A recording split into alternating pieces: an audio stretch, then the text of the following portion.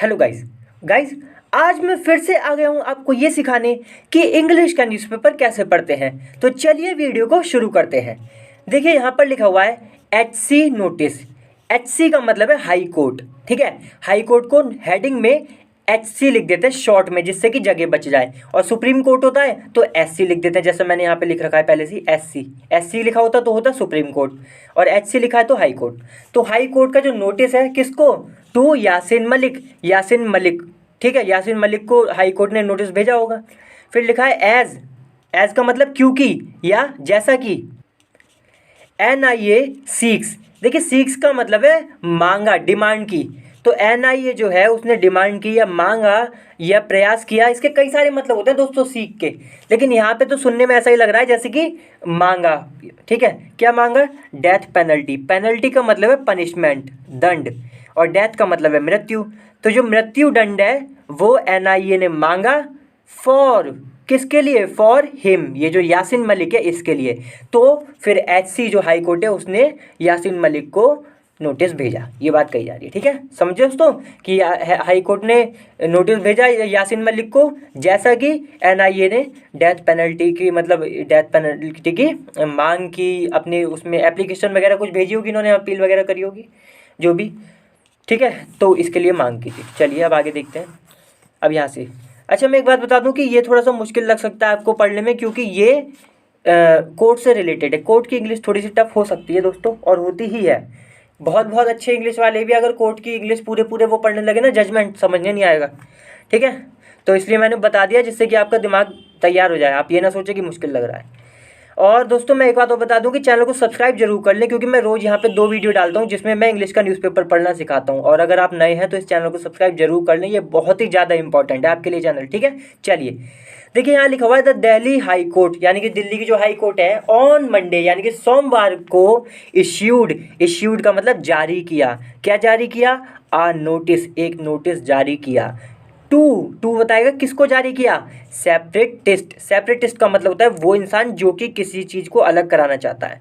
जैसे कि कश्मीर करते रहते हैं ना, कश्मीर के कई सारे लीडर हैं, वो क्या करना चाहते हैं कि भाई कश्मीर को अलग कर दें, बातें करते रहते हैं ऐसी, कश्मीर को अलग कर दें और इनको अलग कर दें, उनको अलग कर दें, मतलब अलग, जो कश्मीर के लोग हैं उन्हें अलग कर दें। इस तरीके के लोगों को हम क्या देते हैं, सेपरेटिस्ट, जो इस चीज़ का सपोर्ट करते हैं।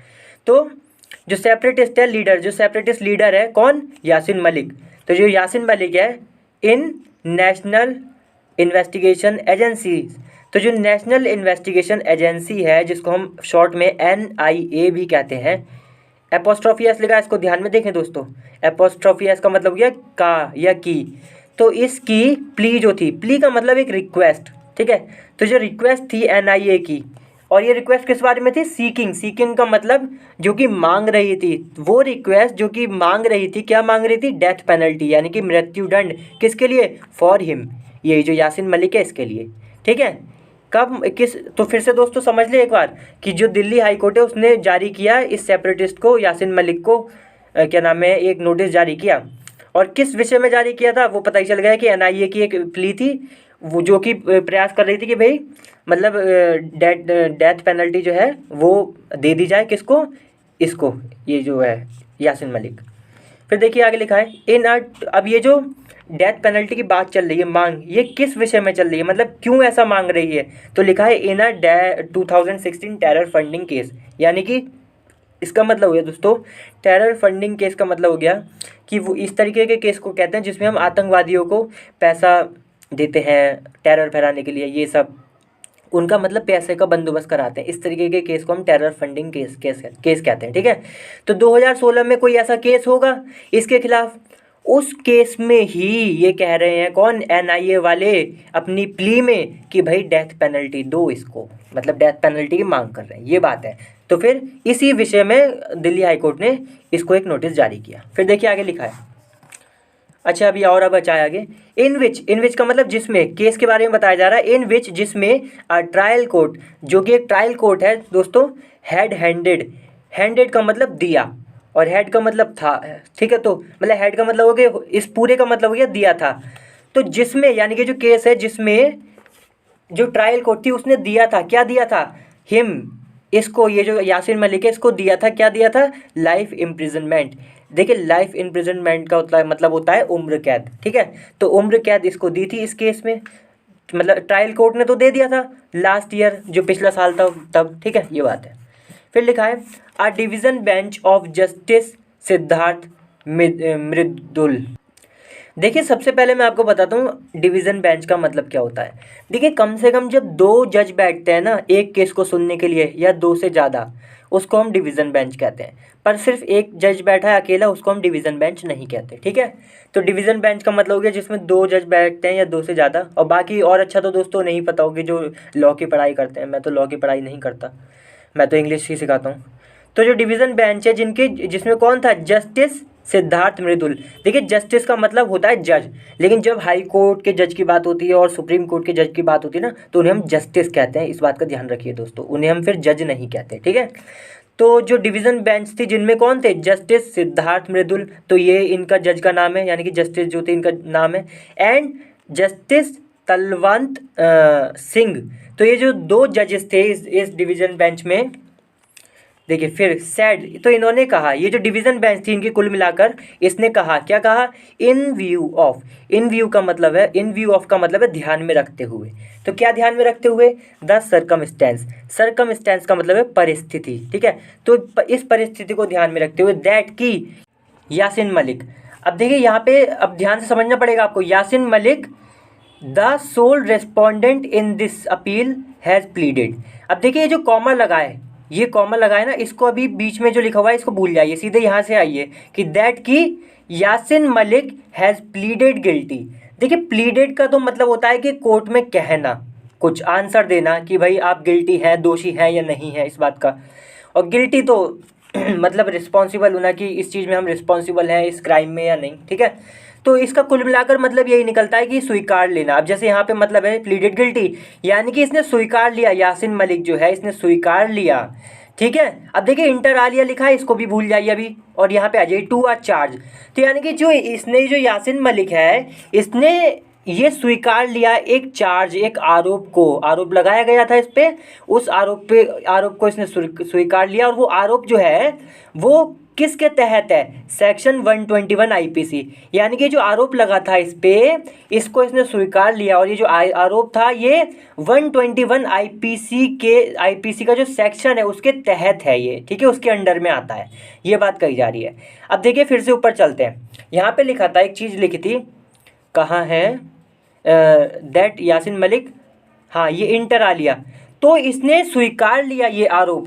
इंटर आलिया का मतलब है कि और भी केसेस हैं, मतलब कि और भी आरोप हैं।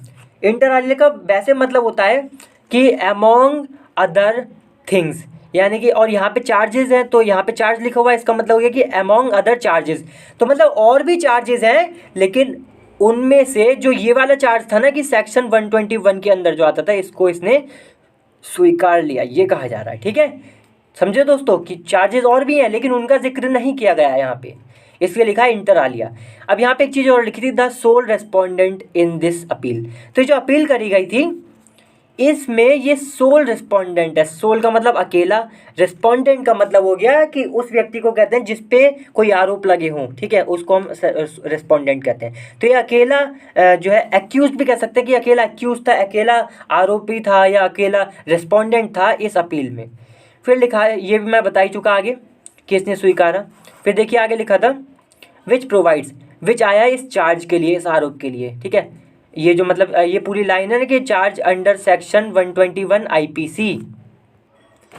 तो सॉरी एक मिनट दोस्तों, ये जो विच आया है ना, ये आया इसके लिए सेक्शन 121 आईपीसी, ठीक है, चार्ज नहीं इसके लिए आया। तो ये जो सेक्शन है आईपीसी 121, जो कि विच का मतलब जो कि प्रोवाइड करता है, देता है, क्या देता है, for an alternate death sentence, एक ऑल्टरनेट डेथ सेंटेंस प्रोवाइड करता है, क्या, सेक्शन 121 आईपीसी। ये बात हुई, ठीक है। फिर यहाँ पे ये पूरे का पूरा समाप्त हो गया। तो यही कहा जा रहा है कि इस बात को ध्यान में रखते हुए, इस परिस्थिति को कि भाई इसने स्वीकारा, और जो दूसरे आरोप है उनमें से इस आरोप पे स्वीकारा कि जो आरोप सेक्शन 121 आईपीसी में आता है, ठीक है। फिर लिखा है we issue notice to him, we issue यानी कि हम जारी करते हैं, क्या जारी करते हैं, नोटिस, एक नोटिस जारी करते हैं, किसको, हिम, हिम कौन, यासिन मलिक। फिर लिखा है to be served through the jail superintendent. अब हम जो नोटिस जारी करते हैं वो कैसे पहुंचेगा, मतलब सर्व का मतलब दिया जाना, तो कैसे दिया जाएगा, टू बी सर्व्ड यानी कि जो नोटिस है इसको दिया जाएगा किसके द्वारा, थ्रू द जेल सुप्रिटेंडेंट। दोस्तों जो जेल में सुप्रिटेंडेंट होते हैं उसके थ्रू ये नोटिस इसको दिया जाएगा, किसको, यही क्या नाम है, यासिन मलिक को, ये कहा जा रहा है यहाँ पे। चलिए आगे पढ़ते हैं। देखिए फिर लिखा है तिहाड़ जेल, यानी कि तिहाड़ जेल में जो जेल सुप्रिटेंडेंट है उसके हाथों दिया जाएगा इसको नोटिस। फिर लिखा है the bench further issued, further का मतलब और आगे की तरह, और आगे चलते हुए। तो जो बेंच थी, यही जो मतलब डिवीज़न बेंच थी ना, 2 जजेस बैठे थे इसमें, इसने और आगे जारी किया, क्या जारी किया, इश्यूड का मतलब जारी किया, मतलब ये बात तो हुई और बाकी आगे क्या किया, वारंट्स, यानी कि वारंट्स जारी किए टू प्रोड्यूस। वारंट्स क्या होता है दोस्तों, एक मतलब एक तरीके से प्रूफ होता है कि भाई पुलिस के पास की हमें अनुमति होती है एक तरीके से, कि भाई हमें अनुमति है, हम तुम्हें गिरफ्तार कर सकते हैं, यही वारंट होता है। तो वारंट जारी किया बेंच ने टू प्रोड्यूस, प्रोड्यूस का मतलब पेश करना। क्यों जारी किया वारंट, कि भाई पेश करो, टू प्रोड्यूस पेश करो किसको, मलिक को, जो यासिन मलिक है उसको पेश करो, कहाँ पर, बिफोर। मैंने दोस्तों हमेशा बताया जब भी कोर्ट वगैरह की बात होती है ना और बिफोर लगा हो तो बिफोर का मतलब हो जाता है मे। आप बहुत सिंपल भाषा में समझिए, ठीक है। तो भाई इसको मतलब क्या नाम है, पेश करो कहाँ पर, HC यानी कि हाई कोर्ट में इसको पेश करो। कब, ऑन द नेक्स्ट डेट यानी कि अगली तारीख को, ऑफ हियरिंग, हियरिंग का मतलब सुनवाई।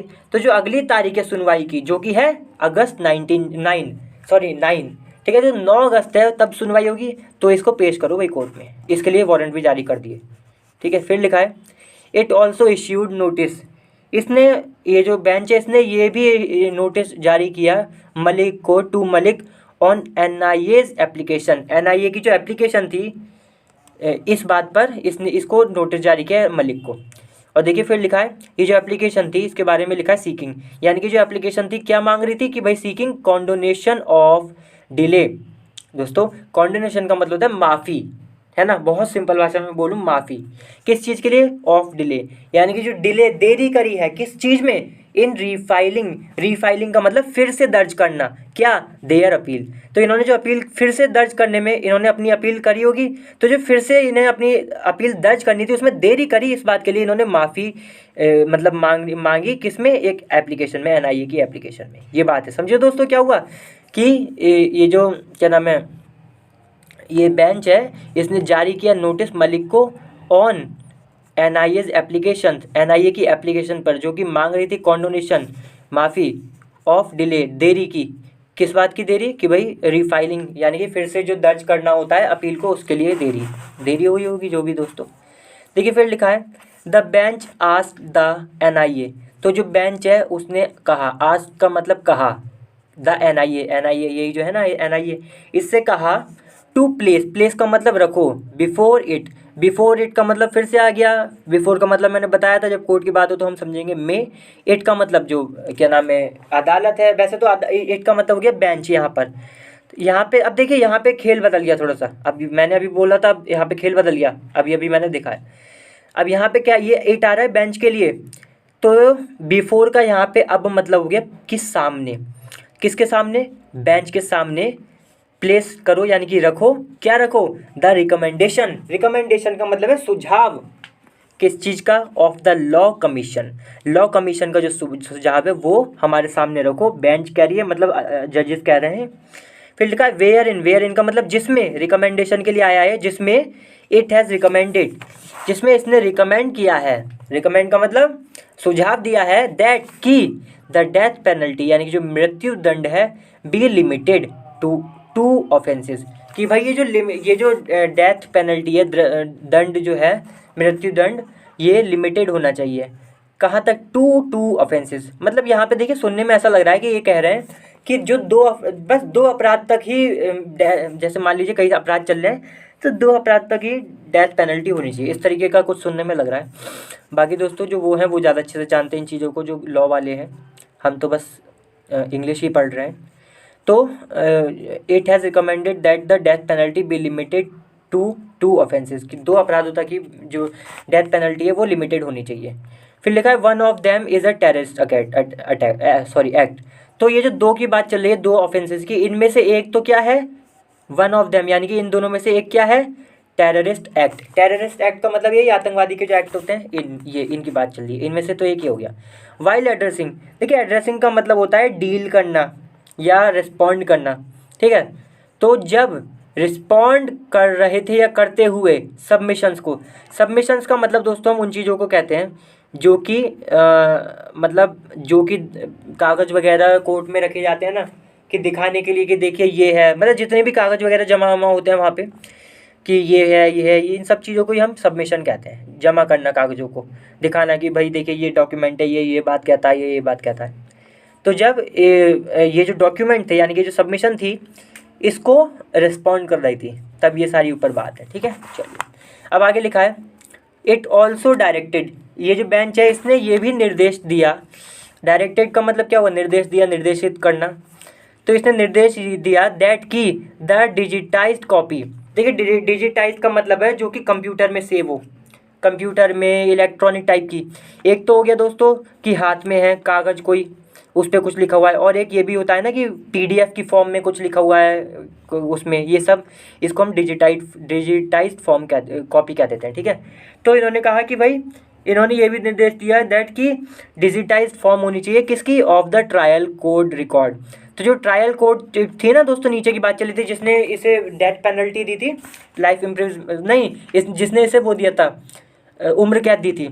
तो उसमें जो भी सारे वो हुई है, मतलब जो भी उसमें जांच पड़ताल हुई है, जो भी कार्यवाही हुई है, उसका जो रिकॉर्ड है उसकी डिजिटल कॉपी यानी कि डिजिटाइज कॉपी इसने कहा कि बी ब्रॉड का मतलब लाई जाए, लानी जानी चाहिए, मतलब लेके आओ उसे, किसके सामने, बिफोर इट, इस बेंच के सामने, ठीक है। समझे दोस्तों, इसने बेंच ने कहा कि डिजिटाइज कॉपी दो भाई हमें, ट्रायल जो हुए हैं कोर्ट, ट्रायल कोर्ट जो है ना, उसके जो रिकॉर्ड है, उसमें जो बात हुई है, सारी कार्यवाही हुई है, उसकी डिजिटाइज कॉपी लाना, मतलब हमारे सामने ये बात कही गई है। फिर लिखा है, देखिए थोड़ा उससे एक मिनट में, अब हाँ अब सही है। सेक्शन 121 आईपीसी, सेक्शन 121 आईपीसी जो है पर्टेन्स का मतलब संबंधित। तो ये जो सेक्शन 121 आईपीसी है, ये किस चीज़ से संबंधित है, और सिंपल भाषा में मैं आपको बताऊं तो मतलब ये जो सेक्शन 121 है इसमें क्या है अब पता चलेगी। टू वेजिंग, देखिए पर्टेन्स टू वेजिंग, वेजिंग का मतलब होता है दोस्तों युद्ध को छेड़ना, ठीक है, लड़ाई को छेड़ना। तो ये हो गया वेजिंग, मतलब इस सेक्शन में क्या क्या आता है, युद्ध को छेड़ना, लड़ाई को छेड़ना, और अटेम्प्टिंग और कोशिश करना, टू वेज वॉर, और जो युद्ध है उसको छेड़ने की कोशिश करना या वॉर करना, और abetting waging of war. Abetting का मतलब हो गया दोस्तों कि आप कह सकते हैं मतलब उकसाना, समझे दोस्तों, उकसाना किसी खराब चीज़ के लिए। तो उकसाना वेजिंग को मतलब कि यही इसकी शुरुआत को, वॉर की शुरुआत को, इसको उकसाना। अगेंस्ट द, अब ये जो सारी लड़ाइयाँ हैं किसके खिलाफ, against the government of India, यानी कि जो भारत की सरकार है उसके खिलाफ लड़ाई को छेड़ना या लड़ाई को उकसाना, लड़ाई करने की कोशिश करना, ये सब सेक्शन 121 में आता है। फिर लिखा है वेयर इन, यानी कि जिसमें, वेयर इन का मतलब है जिसमें, द एक्यूज्ड यानी कि जो आरोपी है, कैन बी पनिश्ड। तो ये जो सेक्शन 121 है ना, इसके लिए आया है वेयर इन। तो वेयर इन जिसमें जो एक्यूज्ड है, जो आरोपी है, कैन बी पनिश्ड, उसको पनिश किया जा सकता है, यानी कि उसको दंड दिया जा सकता है। ये पैसिव है दोस्तों, कैन बी पनिश्ड यानी कि इसको दंड दिया जा सकता है। किस चीज़ के साथ, विद डेथ, कि मतलब उसे डेथ दे दी जा सकती है, कि भाई फांसी दे दी गई, सेक्शन 121। और इम्प्रिजनमेंट फॉर लाइफ, इम्प्रिजनमेंट का मतलब होता है कैद, फॉर लाइफ का मतलब पूरी ज़िंदगी के लिए, तो वही उम्र कैद। तो उम्र कैद और डेथ वगैरह ये सब इस सेक्शन में आती है। और ये सेक्शन क्या बताता है कि भाई जो वेजिंग है, और जो मतलब युद्ध करना, युद्ध करने की कोशिश करना, युद्ध करने के लिए भड़काना, मतलब कि ये लिखा था ना अबेटिंग वेजिंग वॉर्स, कि मतलब युद्ध छेड़ने को उकसाना, इस किसके खिलाफ, against the government of India, against यानी कि खिलाफ, द गवर्नमेंट यानी कि जो सरकार है इंडिया की, उसके खिलाफ करना ये सब। जिसमें यानी कि सेक्शन के लिए फिर से मैं बता रहा हूँ दोस्तों पूरा आपको, कि जिसमें ये जो सेक्शन है, जिसमें क्या आता है कि एक्यूज जो है जो आरोपी है उसको पनिश किया जा सकता है, उसको जो है दंड दिया जा सकता है विद डेथ, कि उसे डेथ दे दी और लाइफ इम्प्रिजनमेंट यानी कि पूरी उसकी वो दे दी, उम्र कैद दे दी। अब दोस्तों आज हम बस यहीं तक पढ़ते हैं, क्योंकि फिर ये ना बहुत लंबा है, ये भी देखिए, आप देख सकते हैं ये है पूरा, फिर पूरा ये है और ये पूरा है, तो ये फिर बहुत लंबी वीडियो हो जाएगी, है ना। और ये थोड़ा मुश्किल भी, आप समझ ही गए होंगे कि इसे समझना थोड़ा मुश्किल होता ही है। ठीक है दोस्तों, कुछ न्यूज़ ऐसी होती हैं जो कि समझना हमेशा मुश्किल होता है, जैसे कि तो यही हो गई लीगल जो होती है, और कई बार एडिटोरियल होते हैं वो मुश्किल होते हैं समझना, तो ये होते हैं क्योंकि इसमें इंग्लिश होती है हाई लेवल की बहुत। ठीक है, चलिए दोस्तों वीडियो को लाइक जरूर कर दें, आज की वीडियो यहीं समाप्त करते हैं, अगली बार फिर से मिलेंगे, तब तक के लिए वीडियो को लाइक जरूर करें, शेयर जरूर करें और चैनल को भी सब्सक्राइब जरूर करें। चलिए बाय।